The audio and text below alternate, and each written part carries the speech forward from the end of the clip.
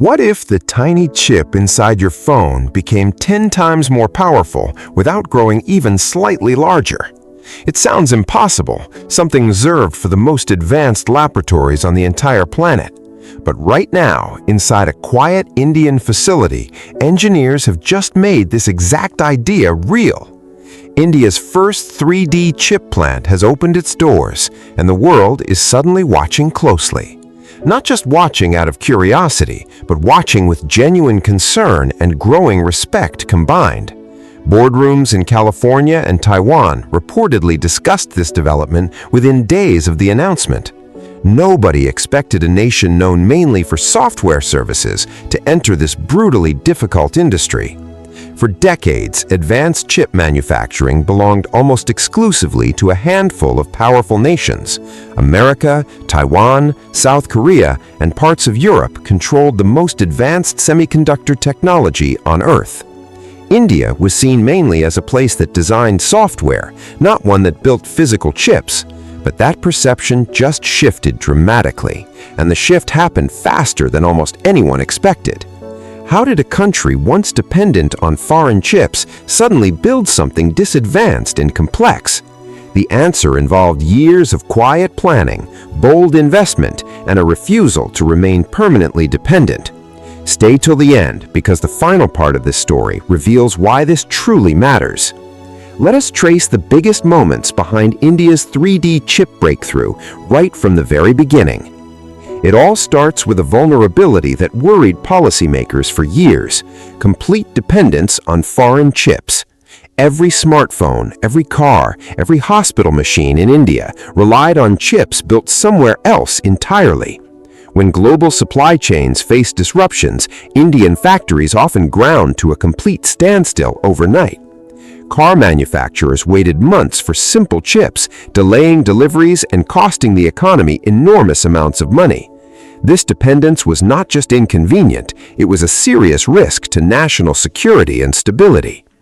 Engineers and policymakers realized that without local chip manufacturing, India's technological ambitions would always remain limited. That realization sparked a determined national mission that few people outside government circles initially noticed. Quiet planning meetings slowly evolved into one of India's most ambitious industrial projects. Officials studied failures and successes from other nations, determined not to repeat costly, avoidable mistakes. The next chapter takes us into India's massive semiconductor mission, launched with enormous government backing and funding. Billions of dollars were committed toward building domestic chip fabrication facilities from the ground up. This was not a small experimental project. It was a serious, long-term national commitment. Global chip companies were invited to partner with Indian firms, combining international expertise with local ambition. Skeptics questioned whether India could truly compete with countries that had decades of chip manufacturing experience. Building chips requires incredibly precise conditions, clean rooms, and equipment more delicate than surgical instruments. Critics abroad predicted expensive failures, pointing to how difficult and costly chip manufacturing had always been. But the government pushed forward anyway, treating chip independence as essential to the nation's future security. This bold commitment quietly laid the groundwork for a breakthrough that would soon surprise the entire world. Construction crews built clean rooms with precision usually reserved for hospitals and space agencies alone. Local workers who once built ordinary factories suddenly found themselves learning entirely new, exacting standards. Meanwhile, another critical piece of the puzzle was falling into place: training a skilled technical workforce. Universities launched specialized programs focused entirely on semiconductor design, fabrication, and advanced materials engineering.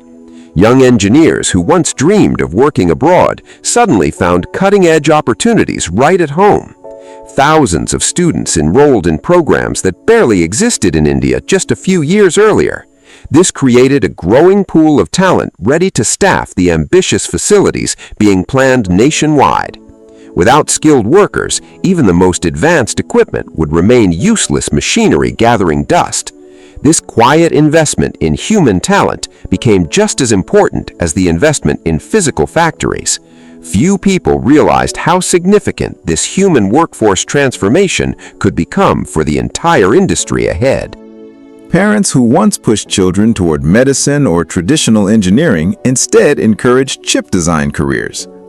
Classrooms that once felt purely theoretical suddenly connected directly to real factories under construction nearby. This is where the real breakthrough enters the story, the concept of three-dimensional chip stacking. Traditional chips are built flat, with components spread across a single thin layer of silicon. Three-dimensional chips instead stack multiple layers vertically, packing far more power into the same tiny space. This is incredibly difficult engineering, requiring precise alignment between layers thinner than a human hair.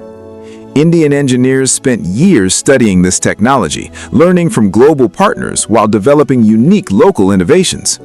Early attempts failed repeatedly, with misaligned layers causing chips to malfunction or fail completely during testing. But persistence slowly paid off as engineers refined processes and improved precision with each passing attempt. When the first successful three-dimensional chips rolled off the production line, the entire team erupted in celebration. Few people realized they were witnessing the birth of something that would soon capture global attention. Photographs of the very first successful chip were quietly saved by engineers as a personal keepsake.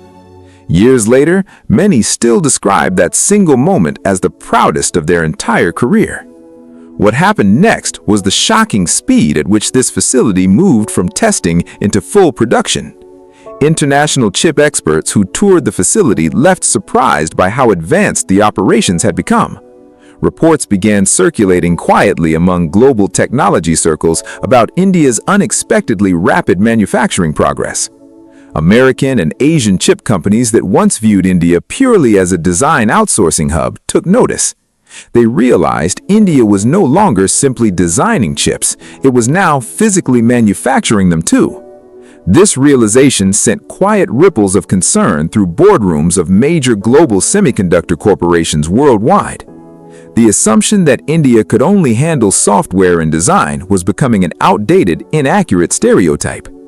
Executives who once toured the facility expecting basic assembly work left describing genuine advanced manufacturing instead. Photographs from these visits quietly circulated through global industry publications within just a few weeks. The truth was simple. Sustained investment and national determination pushed engineers to master this incredibly difficult technology. Necessity became the driving force, and necessity rarely accepts easy excuses or comfortable slow timelines. But the real turning point came with international partnerships forming around this new manufacturing capability. Major global technology companies began signing agreements to source chips directly from Indian facilities. This was a dramatic shift from previous decades when India mostly imported finished chips from abroad. Now, foreign companies wanted access to India's growing manufacturing capacity and impressive quality standards instead. International conferences began inviting Indian engineers as keynote speakers, not just quiet audience members anymore. This growing respect on the global stage validated years of quiet, determined effort happening at home. Engineers who once struggled for recognition abroad suddenly found themselves leading important international technical discussions. Universities in America and Europe began exploring exchange programs specifically focused on India's semiconductor research. Some of these partnerships evolved into formal agreements, with students and researchers traveling in both directions. This mutual exchange strengthened not just technology, but also long-term diplomatic and economic relationships. And this growing global respect set the stage for an even bigger announcement still ahead. Soon, international governments started paying very close attention to India's semiconductor progress and ambitions.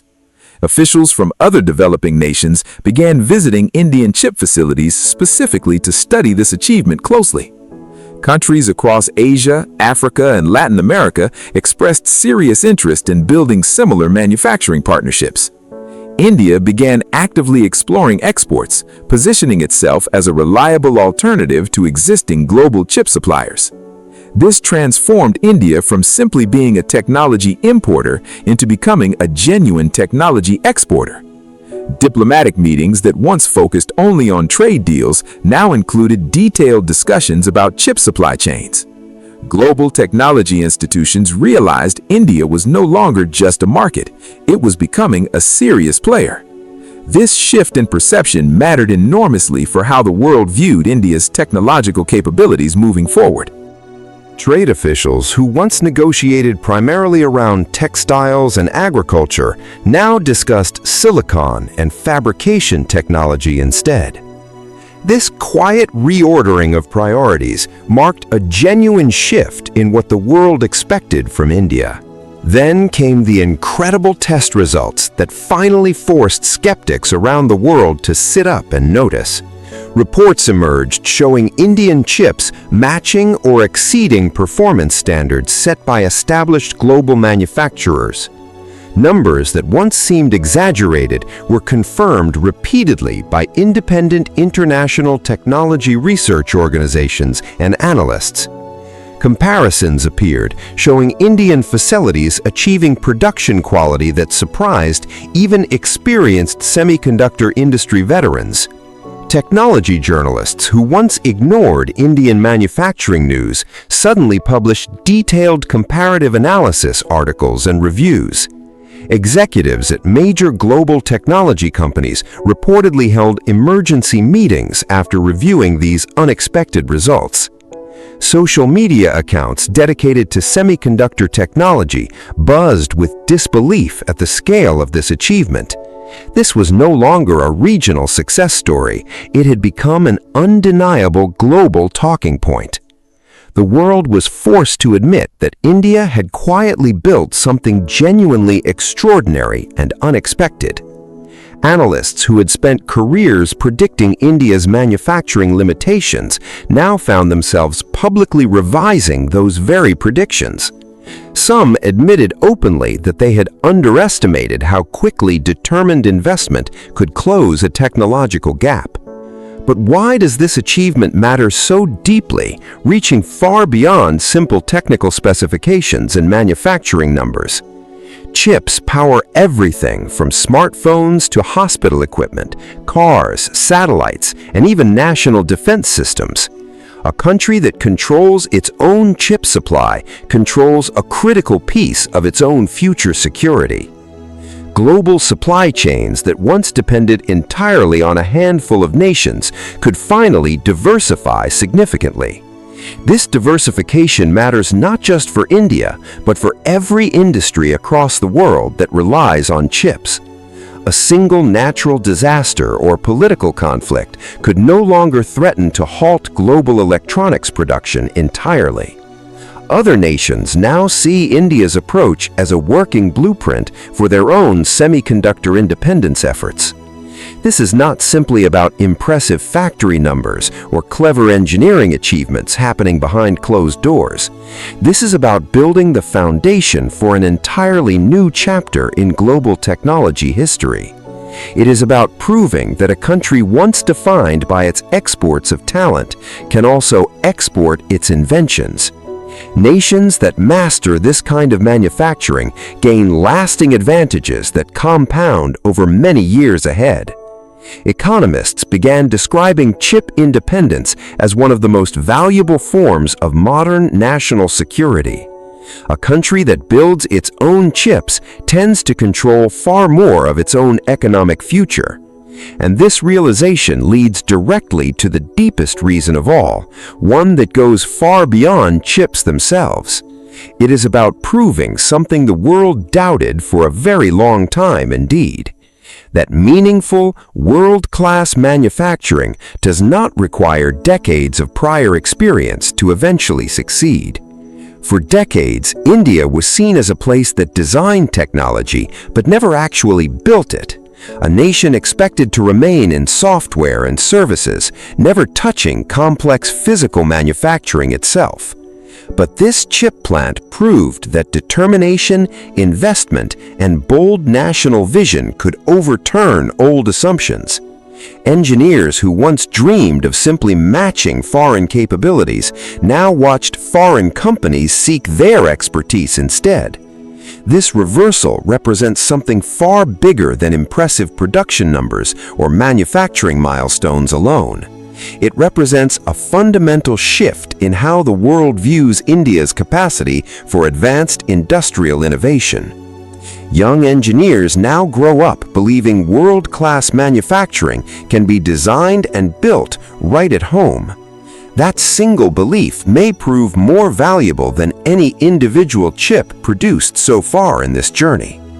Confidence built inside one industry tends to quietly spread into others, from aerospace to advanced medicine. A nation that proves it can master silicon may soon believe it can master almost anything. So why does all of this truly matter beyond impressive factory numbers and technical achievements alone? Because whoever controls advanced chip manufacturing shapes how the entire world builds its future technology. For far too long, the world underestimated India's ability to lead in advanced industrial manufacturing and research. They focused on outdated images of software offices and call centers, ignoring quiet industrial transformation happening daily. They did not see engineers studying complex fabrication processes late into countless exhausting nights.